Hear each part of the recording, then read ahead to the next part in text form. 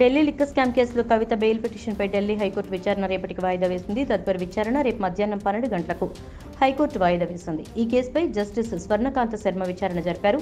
కవిత తరపు న్యాయవాది 40 నిమిషాల పాటు వాదనలు వినిపించారు. ఈడీ, సిబిఐ రేపు వాదనలు వినిపించనున్నారు. న్యాయమూర్తి జస్టిస్ స్వర్ణకాంత శర్మ రేపు జడ్జిమెంట్ రిజర్వ్ చేస్తానన్నారు. కవిత భర్త అనిల్ విచారణకు హాజరయ్యారు. కవిత తరపున సీనియర్ న్యాయవాది విక్రమ్ చౌదరి వాదనలు వినిపించారు. మహిళను విచారణ కోసం కార్యాలయానికి పిలవకూడదన్నారు. కేసు నమోదు చేసినప్పుడు కవిత పేరే లేదన్నారు. ఈ విచారణలో సమీర్, బుచ్చిబాబు, మాగుంట నా పేరు చెప్పారన్నారు. అయితే జడ్జి మాట్లాడుతూ బెయిల్కి ఉన్న గ్రౌండ్స్ ఏంటి అని జడ్జి ప్రశ్నించారు. కేసు గురించి అన్ని విషయాలు తెలుసన్నారు. మరోవైపు కవితని అరెస్ట్ చేయాల్సిన అవసరం లేదని, దానివల్ల ఈడీకి వచ్చిన లాభం ఏంటి అని కవిత తరపు న్యాయవాది వాదనలు వినిపించారు. కవిత మాట్లాడుతూ నేను గత మార్చిలో వరుసగా 3 రోజుల విచారణకు వచ్చా అన్నారు.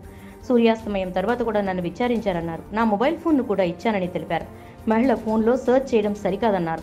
రైట్ టు ప్రైవసీకి భంగం కలిగించారన్నారు. కొత్త మోడల్ ఫోన్లు రావడంతో పాత ఫోన్లు పని మనుషులకు ఇచ్చానన్నారు. ఆ ఫోన్లు పని మనుషులు ఫార్మాట్ చేశారు. నాకేం సంబంధం లేదన్నారు.